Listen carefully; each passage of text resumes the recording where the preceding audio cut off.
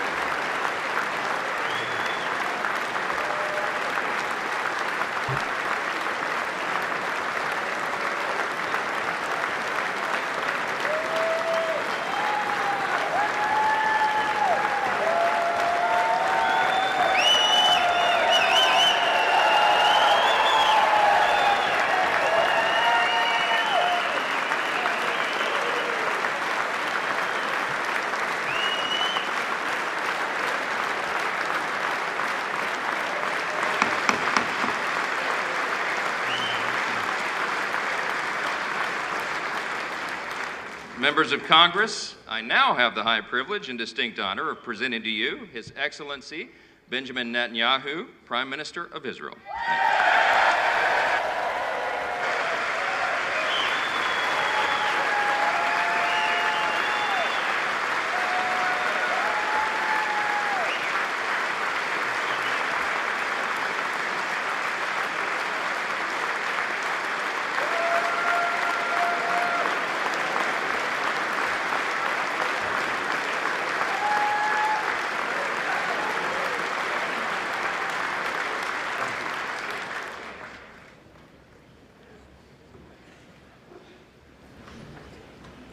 Speaker of the House, Mike Johnson,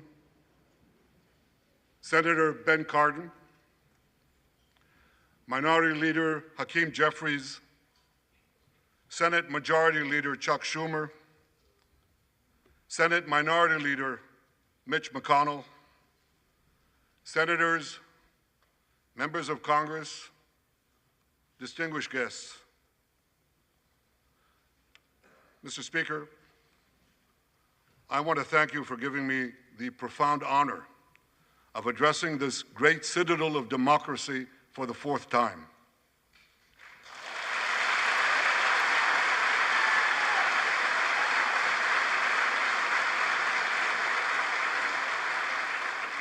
We meet today at a crossroads of history. Our world is in upheaval. In the Middle East, Iran's axis of terror confronts America, Israel, and our Arab friends. This is not a clash of civilizations. It's a clash between barbarism and civilization.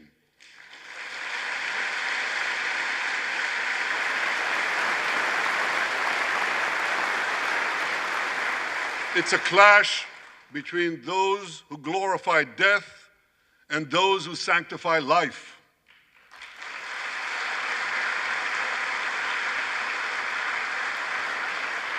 For the forces of civilization to triumph, America and Israel must stand together.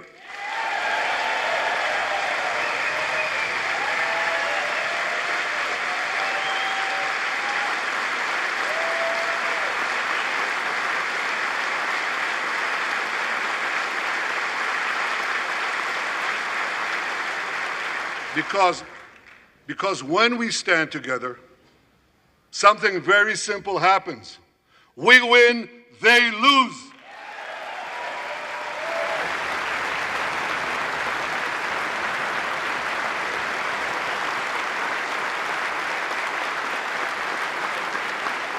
And my friends, I came to assure you today of one thing: we will win.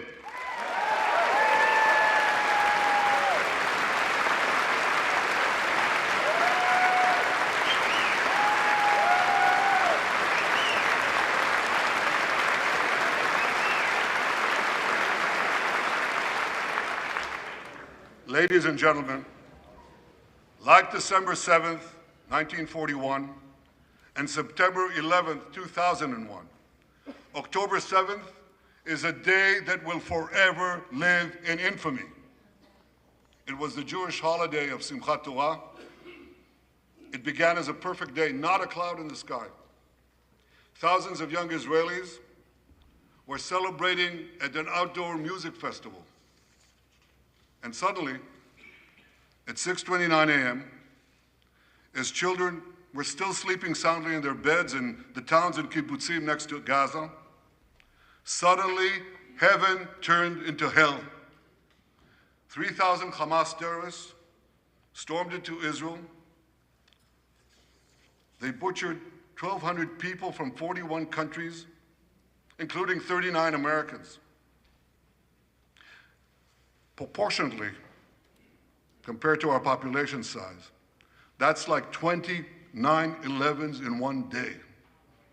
And these monsters, they raped women, they beheaded men, they burned babies alive, they killed parents in front of their children, and children in front of their parents. They dragged 255 people, both living and dead, into the dark dungeons of Gaza.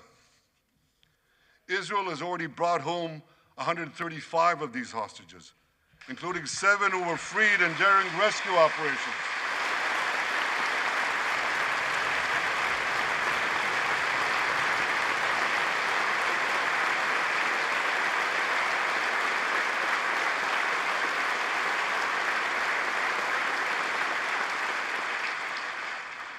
One of those freed hostages, Noor Gamani, is here in the gallery, sitting near my wife, Sarah. On the morning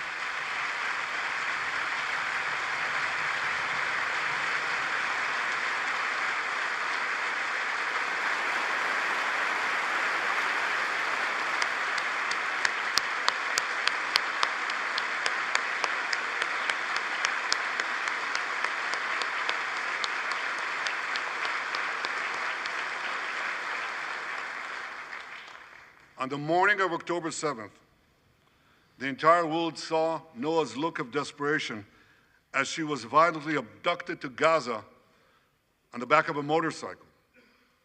I met Noah's mother, Leora, a few months ago. She was dying of cancer. She said to me, "Prime Minister, I have one final wish.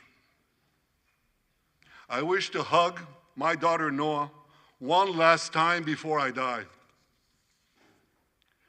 2 months ago, I authorized a breathtaking commando rescue operation. Our special forces, including a heroic officer named Arnon Zmora, who fell in this battle, rescued Noah and 3 other hostages.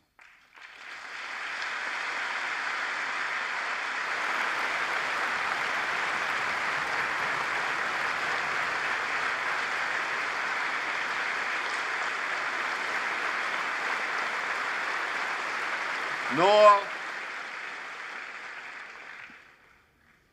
I think it's one of the most moving things. When Noah was reunited with her mother, Leora, and her mother's last wish came true. Noah, we're so thrilled to have you with us today. Thank you.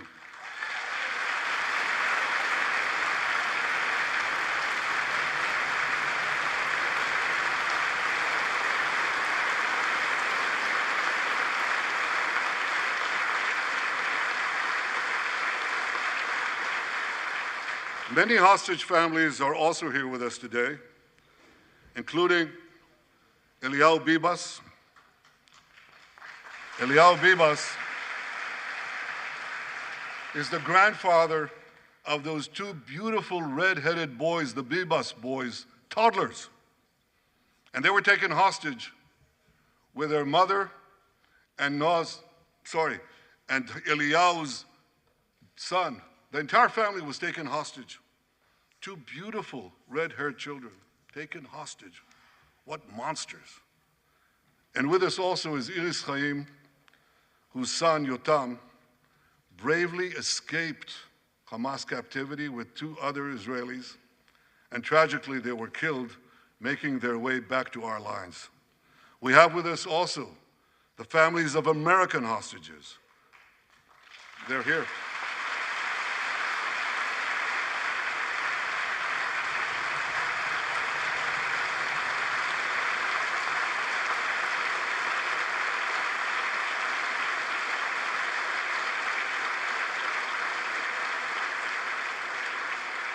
The pain these families have endured is beyond words. I met with them again yesterday, and I promised them this: I will not rest until all their loved ones are home, all of them.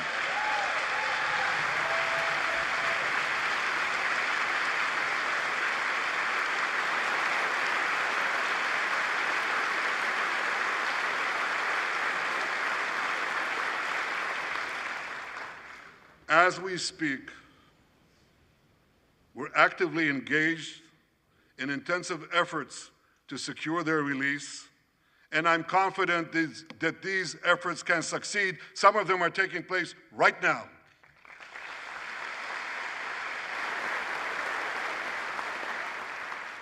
I want to thank President Biden for his tireless efforts on behalf of the hostages and for his efforts to the hostage families as well.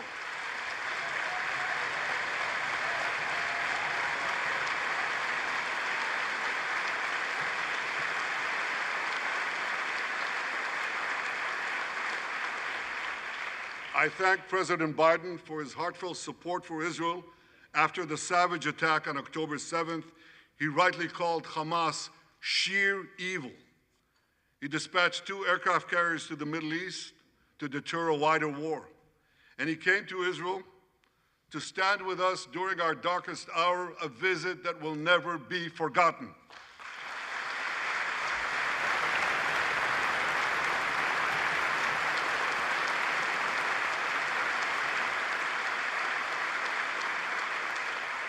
President Biden and I have known each other for over 40 years. I want to thank him for half a century of friendship to Israel and for being, as he says, a proud Zionist. Actually, he says a proud Irish-American Zionist.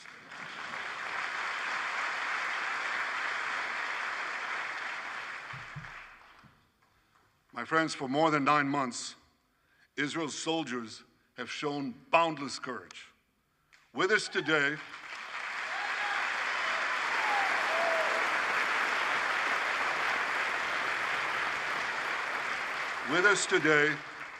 is Lieutenant Avichai Reuven.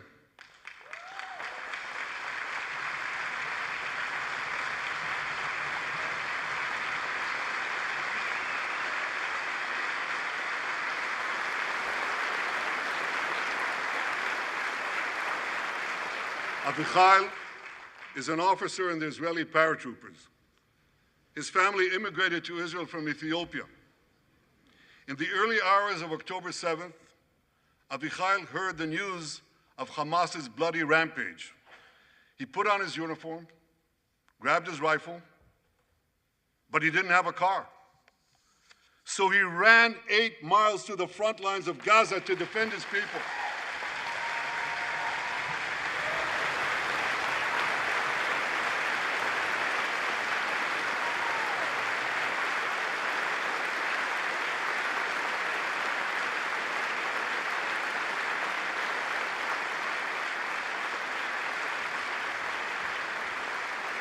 You heard that right. He ran 8 miles, came to the front lines, killed many terrorists, and saved many, many lives. Avichai, we all honor your remarkable heroism. Another Israeli is with us here today, and he's stand up right next to Avichai. This is Master Sergeant Ashraf al-Bakhiri.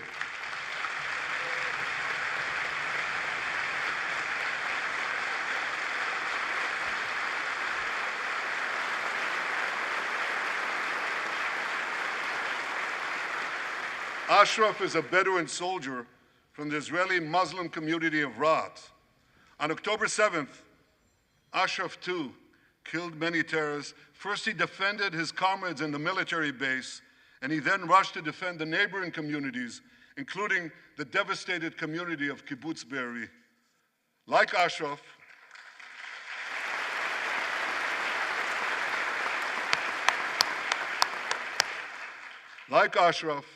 the Muslim soldiers of the IDF fought alongside their Jewish, Druze, Christian, and other comrades in arms with tremendous bravery.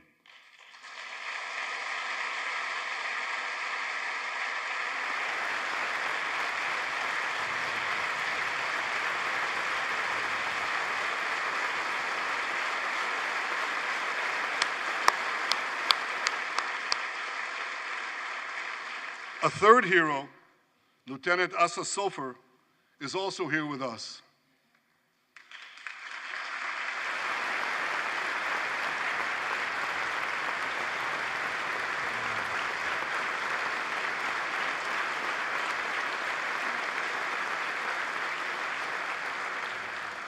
Asa fought as an officer in the Tank Corps, and he was wounded in battle. He was wounded in battle while protecting his fellow soldiers from a grenade. He lost his right arm and the vision in his left eye. He's recovering, and incredibly, within a short time, Asa will soon return to active duty as a commander of a tank company.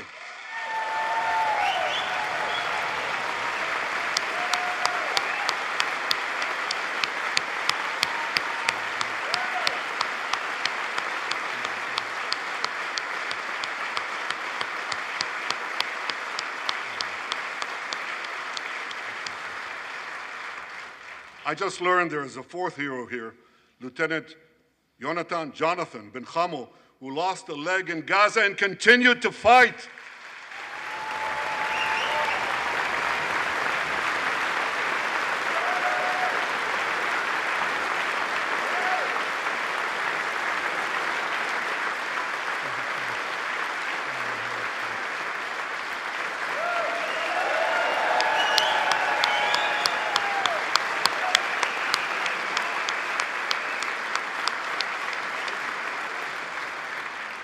My friends, these are the soldiers of Israel, unbowed, undaunted, unafraid.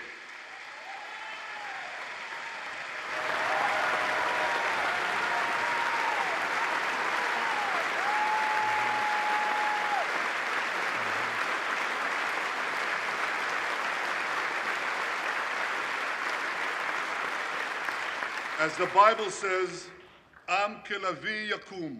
They shall rise like lions. They have risen like lions. The lions of Judah, the lions of Israel.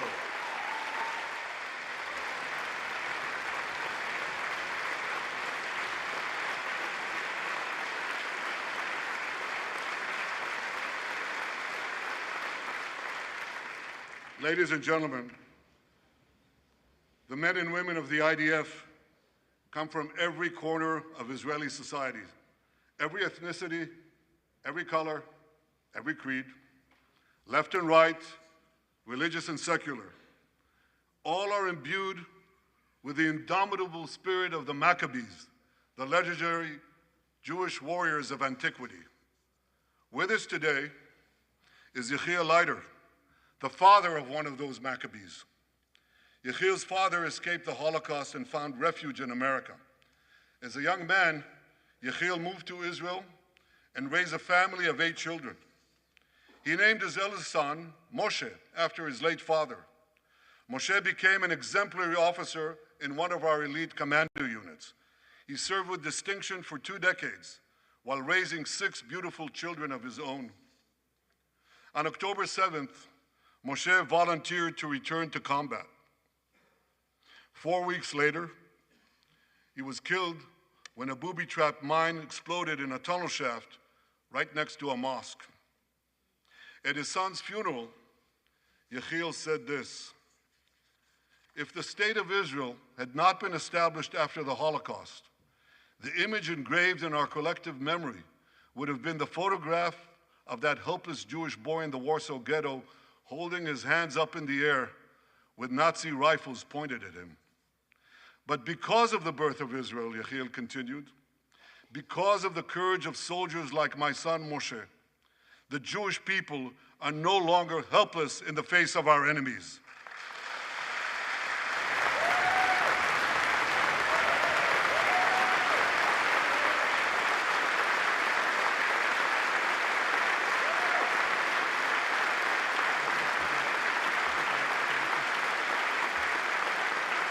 Yechiel, please rise so we can honor your son's sacrifice. And I pledge to you and to all the bereaved families of Israel, some of whom are in this hall today, the sacrifice of your loved ones will not be in vain.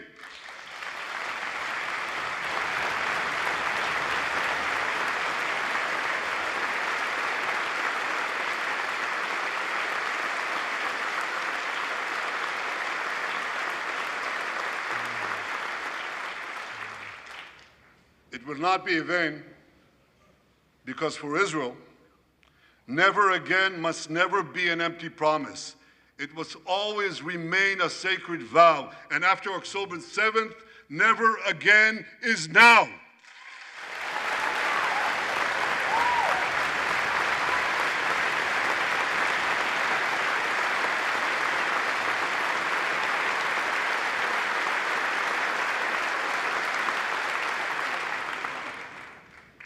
My friends, defeating our brutal enemies requires both courage and clarity. Clarity begins by knowing the difference between good and evil. Yet incredibly, many anti-Israel protesters, many choose to stand with evil. They stand with Hamas. They stand with rapists and murderers. They stand with people who came into the kibbutzim, into a home. The parents hid the children, the 2 babies, in the attic, in a secret attic. They murdered the families, the parents. They found the secret latch to the hidden attic, and then they murder the babies. These protesters stand with them. They should be ashamed of themselves.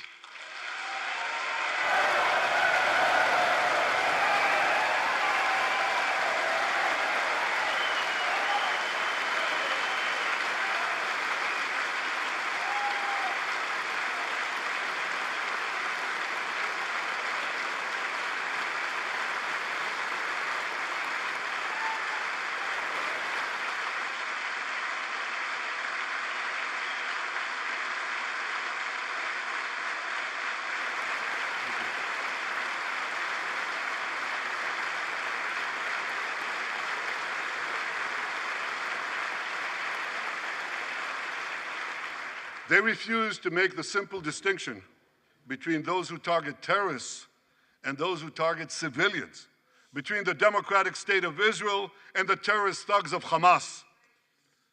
We recently learned from the National Security Director, U.S. Director of National Intelligence, that Iran is funding and promoting anti-Israel protests in America. They want to disrupt America.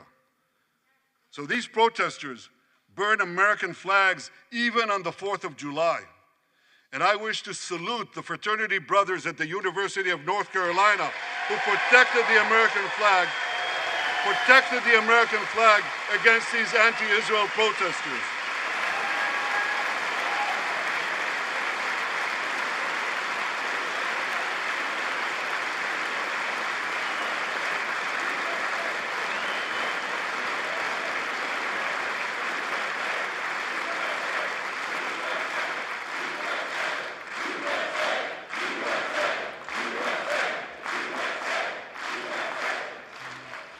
For all we know, Iran is funding the anti-Israel protests that are going on right now outside this building.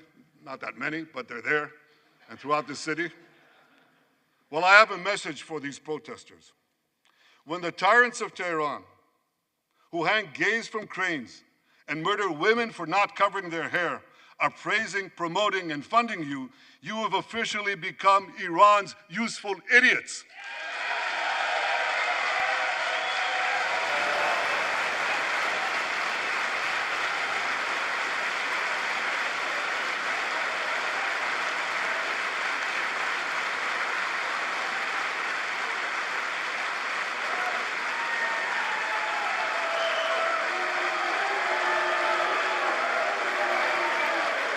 Some of these protesters, it's amazing, absolutely amazing. Some of these protesters hold up signs proclaiming gays for Gaza. They might as well hold up signs saying chickens for KFC.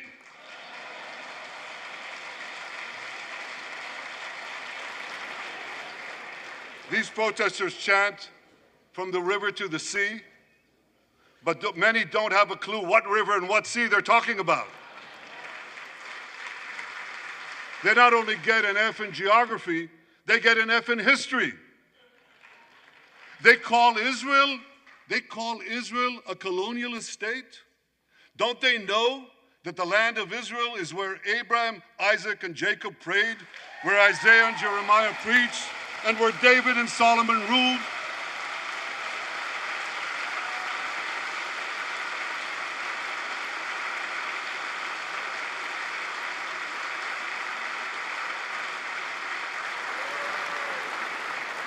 For nearly 4,000 years, the land of Israel has been the homeland of the Jewish people.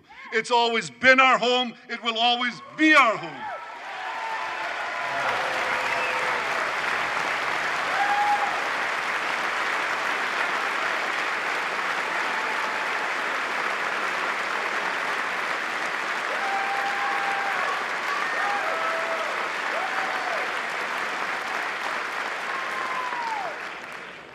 It's not only the campus protesters who get it wrong. It's also the people who run those campuses. 80 years after the Holocaust, the presidents of Harvard, Penn, and I'm ashamed to say my alma mater, MIT, couldn't bring themselves to condemn the calls for the genocide of Jews. You remember what they said? They said, it depends on the context. Well, let me give these befuddled academics a little context.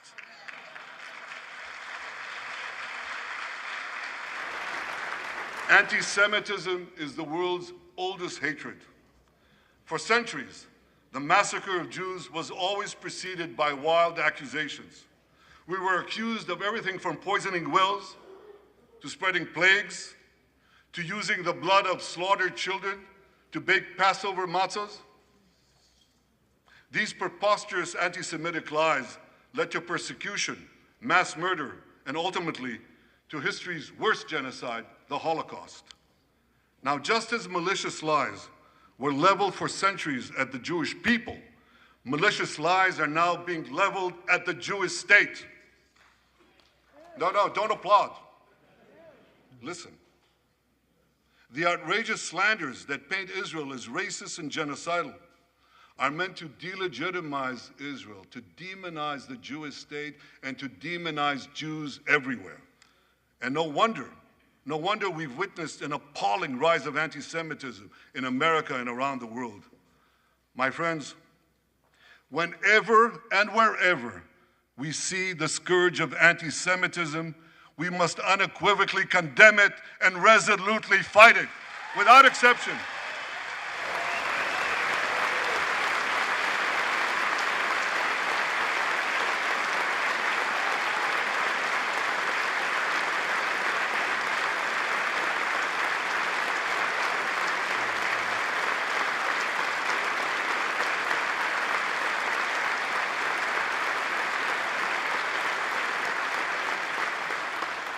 And don't be fooled when the blood libels against the Jewish state come from people who wear fancy silk robes and speak in lofty tones about law and justice.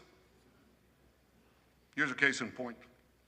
The prosecutor of the International Criminal Court has shamefully accused Israel of deliberately starving the people of Gaza. This is utter, complete nonsense. It's a complete fabrication.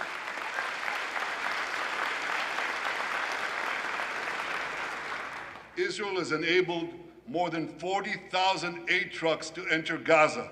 That's 500,000 tons of food, and that's more than 3,000 calories for every man, woman, and child in Gaza. If there are Palestinians in Gaza who aren't getting enough food, it's not because Israel is blocking it, it's because Hamas is stealing it.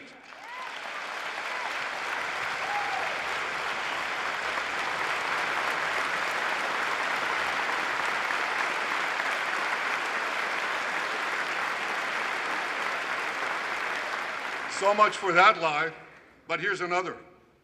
The ICC prosecutor accuses Israel of deliberately targeting civilians. What in God's green earth is he talking about? The IDF has dropped millions of flyers, sent millions of text messages, made hundreds of thousands of phone calls to get Palestinian civilians out of harm's way. But at the same time, Hamas does everything in its power to put Palestinian civilians in harm's way. They fire rockets from schools, from hospitals, from mosques. They even shoot their own people when they try to leave the war zone. A senior Hamas official, Fatri Hamad, boasted, listen to this, he boasted that Palestinian women and children excel at being human shields. His words, excel at being human shields. What monstrous evil. For Israel, every civilian death is a tragedy. For Hamas, it's a strategy. They actually want Palestinian civilians to die so that Israel will be smeared in the international media and be pressured to end the war before it's won. This would enable Hamas to survive another day and, as they vowed, to carry out October 7th again and again and again. Well, I want to assure you, no matter what pressure is brought to bear, I will never allow that to happen.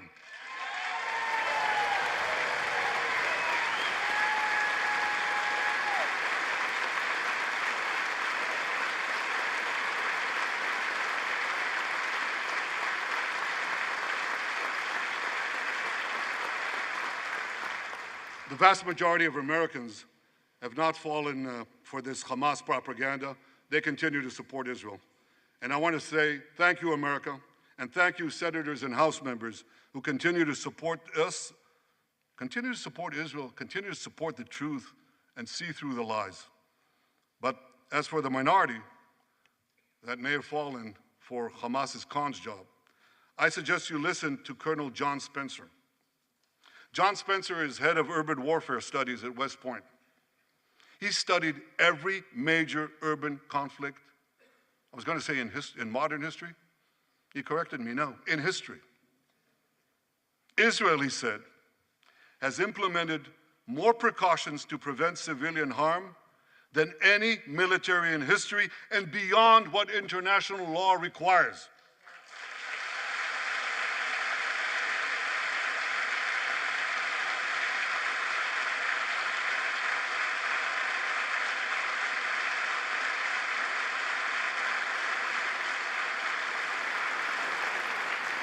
That's why, despite all the lies you've heard, the war in Gaza has one of the lowest ratios of combatants to non-combatants casualties in the history of urban warfare.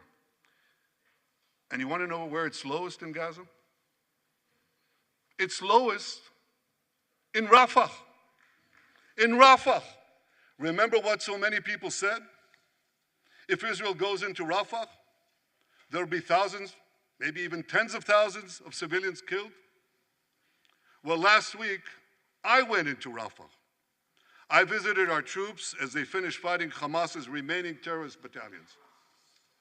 I asked the commander there, how many terrorists did you take out in Rafah? He gave me an exact number, 1,203. I asked him, how many civilians were killed? He said, Prime Minister, practically none, with the exception of a single incident where shrapnel from a bomb hit a Hamas weapons depot and unintentionally killed 24 people. The answer is practically none. You want to know why? Because Israel got the civilians out of harm's way, something people said we could never do, but we did it.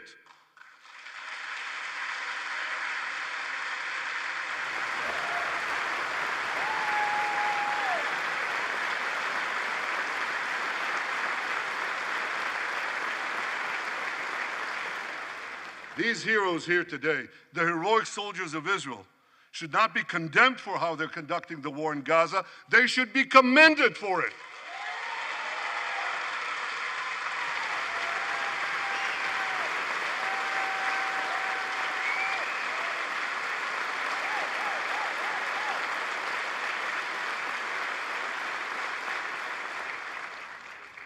I want to thank all of you here today who forcefully opposed the false accusations of the ICC and stood up for the truth. These lies are not only libelous, they're downright dangerous. The ICC is trying to shackle Israel's hands and prevent us from defending ourselves. And if Israel's hands are tied, America is next. And I'll tell you what else is next. The ability of all democracies to fight terrorism will be imperiled. That's what's on the line. So let me assure you, the hands of the Jewish state will never be shackled. Israel will always defend itself.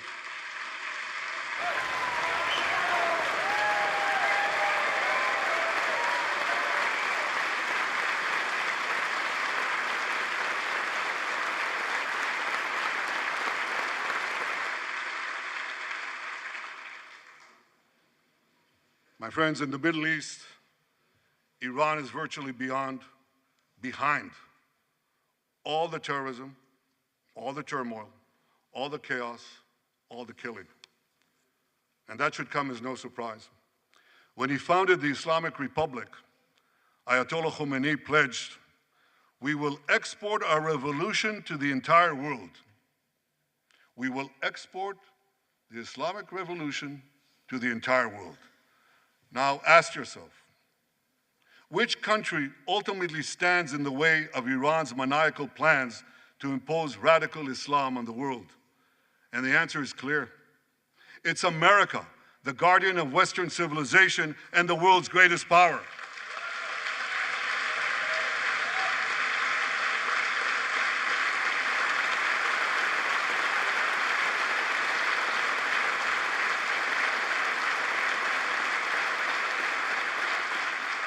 That's why Iran sees America as its greatest enemy.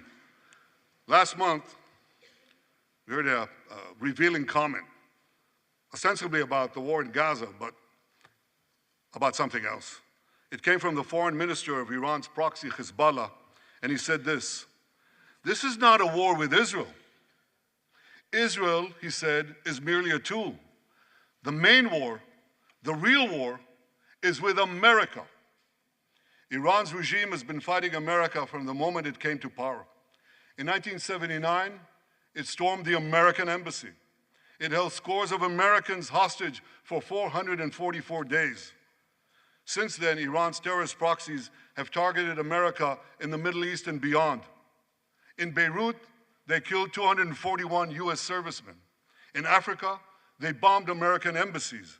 In Iraq, they supplied explosives to maim and kill thousands of American soldiers.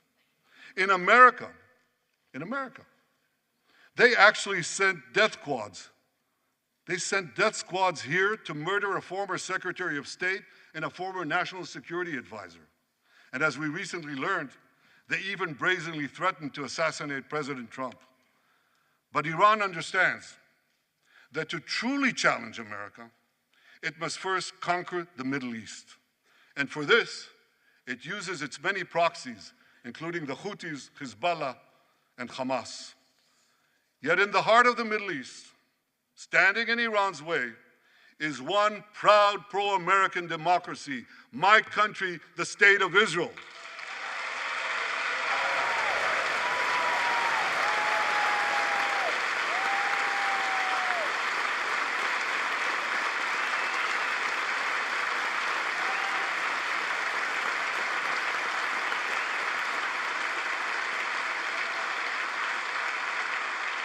That's why the mobs in Tehran chant death to Israel before they chant death to America.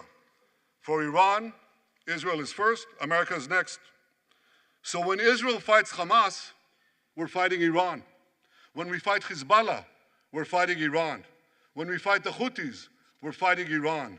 And when we fight Iran, we're fighting the most radical and murderous enemy of the United States of America. And one more thing. When Israel acts to prevent Iran from developing nuclear weapons that could destroy Israel and threaten every American city, every city that you come from, we're not only protecting ourselves, we're protecting you.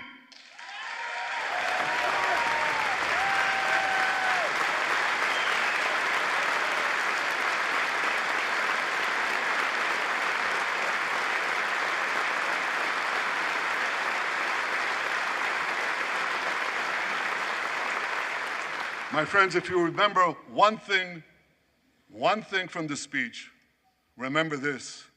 Our enemies are your enemies. Our fight is your fight. And our victory will be your victory.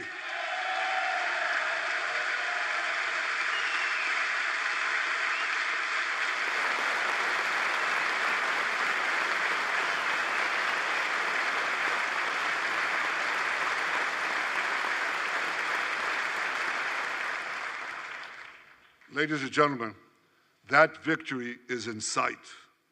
Israel's defeat of Hamas will be a powerful blow to Iran's axis of terror. Another part of that axis, Hezbollah, attacked Israel on October 8th, a day after the Hamas attack. It has launched thousands of missiles and drones against us. 80,000 of our citizens in northern Israel evacuated their homes, becoming effectively refugees in their own land. We are committed to returning them home. We prefer to achieve this diplomatically. But let me be clear. Israel will do whatever it must do to restore security to our northern border and return our people safely to their homes.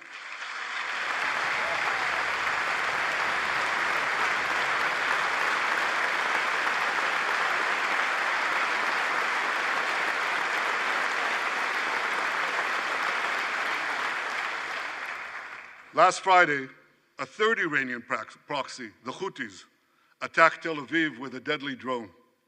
It exploded a few hundred feet from the American consulate, killing one person and injuring 9.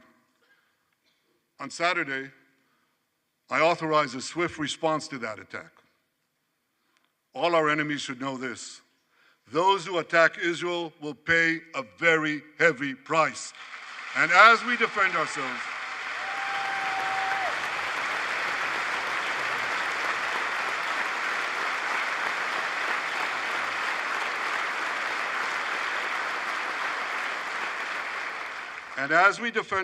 on all fronts, I know that America has our back.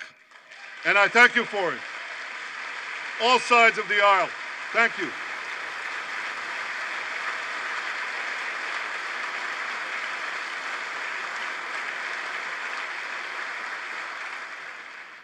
My friends, for decades, America has provided Israel with generous military assistance, and a grateful Israel has provided America with critical intelligence that saved many lives.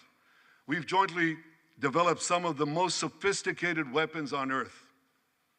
I choose my words carefully. We've jointly developed some of the most sophisticated weapons on earth that help protect both our countries. And we also help keep American boots, we help keep Americans' boots off the ground while protecting our shared interests in the Middle East.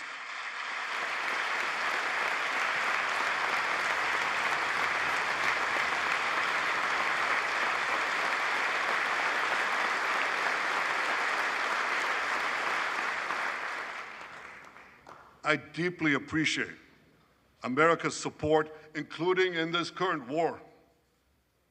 But this is an exceptional moment. Fast-tracking U.S. military aid can dramatically expedite an end to the war in Gaza and help prevent a broader war in the Middle East. In World War II, as Britain fought on the front lines of civilization, Winston Churchill appealed to Americans with these famous words: "Give us the tools and we'll finish the job." Today, as Israel fights on the front line of civilization, I too appeal to America. Give us the tools faster and we'll finish the job faster.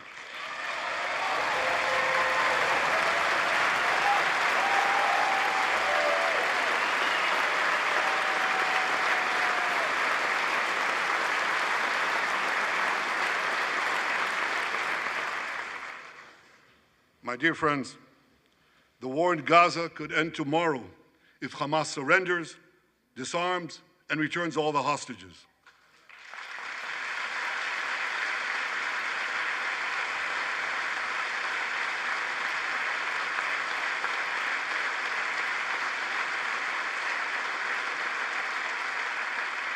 But if they don't, Israel will fight until we destroy Hamas's military capabilities, end its rule in Gaza, and bring all our hostages home.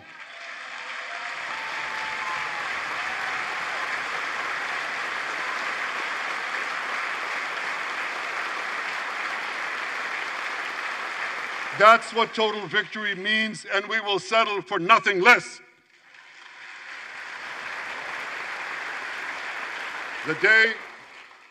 The day after we defeat Hamas, a new Gaza can emerge. My vision for that day is of a demilitarized and de-radicalized Gaza.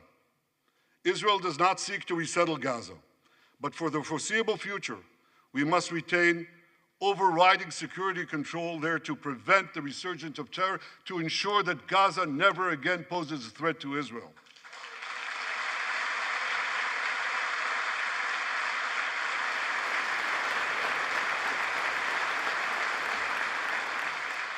Gaza should have a civilian administration run by Palestinians who do not seek to destroy Israel. That's not too much to ask. It's a fundamental thing that we have a right to demand and to receive.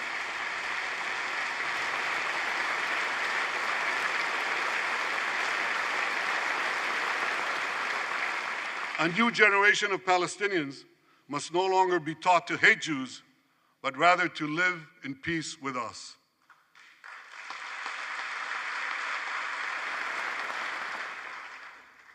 Those twin words, demilitarization and de-radicalization, those two concepts were applied to Germany and Japan after World War II, and that led to decades of peace, prosperity, and security. Following our victory, with the help of regional partners, the demilitarization and de-radicalization of Gaza can also lead to a future of security, prosperity, and peace. That's my vision for Gaza.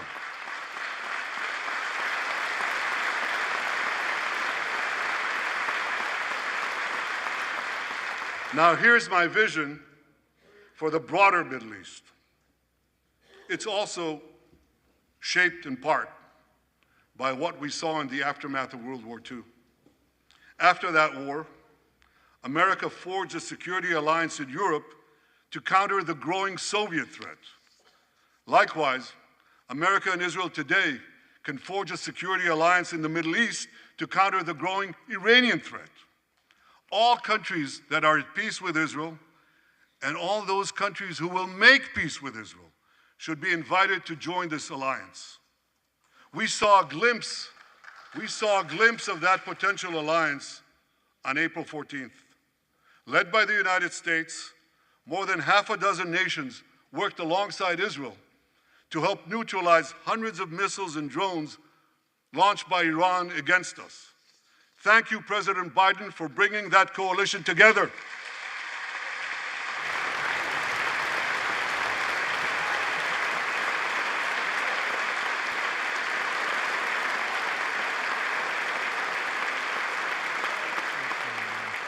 The new alliance I envision would be a natural extension of the groundbreaking Abraham Accords. Those accords saw peace forged between Israel and 4 Arab countries, and they were supported by Republicans and Democrats alike. I have a name for this new alliance. I think we should call it the Abraham Alliance.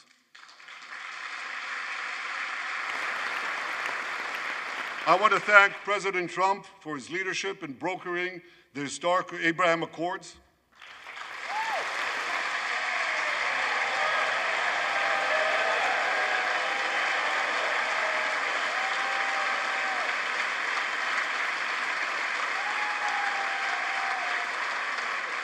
Like Americans, Israelis were relieved that President Trump emerged safe and sound from that dastardly attack on him, dastardly attack on American democracy.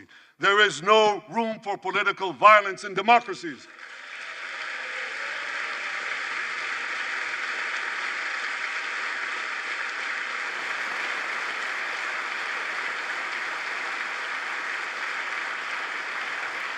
I also want to thank President Trump for all the things he did for Israel, from recognizing Israel's sovereignty over the Golan Heights, to confronting Iran's aggression, to recognizing Jerusalem as our capital and moving the American embassy there.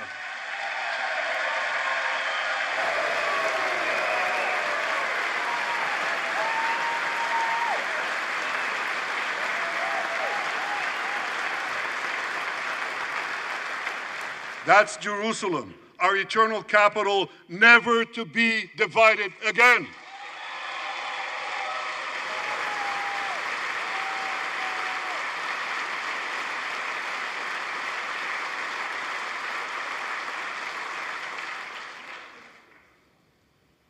My dear friends, Democrats and Republicans, despite these times of upheaval, I'm hopeful about the future. I'm hopeful about Israel because my people, the Jewish people, emerged from the depths of hell, from dispossession and genocide. And against all odds, we restored our sovereignty in our ancient homeland. We built a powerful and vibrant democracy, a democracy that pushes the boundaries of innovation for the betterment of all humanity. I'm hopeful about America because I'm hopeful about Americans. I know how much the people of this country have sacrificed to defend freedom. America will continue to be a force for light and good in a dark and dangerous world. For free peoples everywhere, America remains the beacon of liberty its extraordinary founders envisioned back in 1776.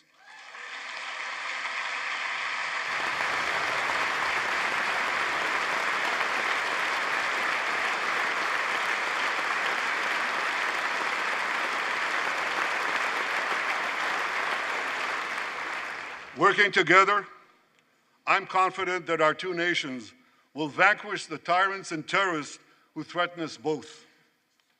As Israel's Prime Minister, I promise you this: no matter how long it takes, no matter how difficult the road ahead, Israel will not relent, Israel will not bend. We will defend our land, we will defend our people, we will fight until we achieve victory. Victory over liberty, rather victory of liberty over tyranny, victory of life over death, victory of good over evil. That's our solemn commitment.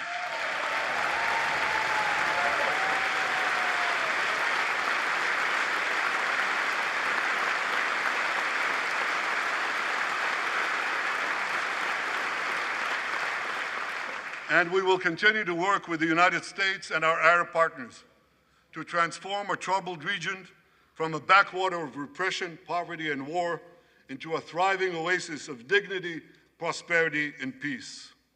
In this noble mission, as in many others, Israel will always remain America's indispensable ally. Through thick and thin,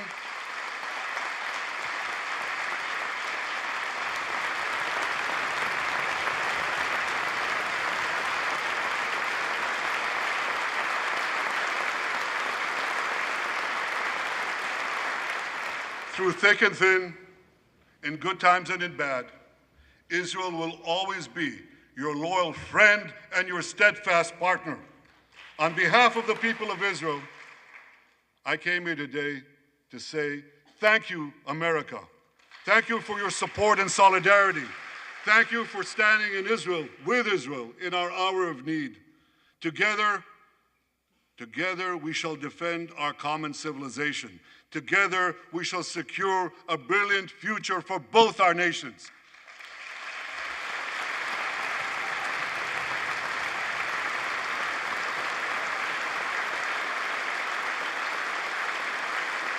May God bless Israel, may God bless America, and may God bless the great alliance between Israel and America forever.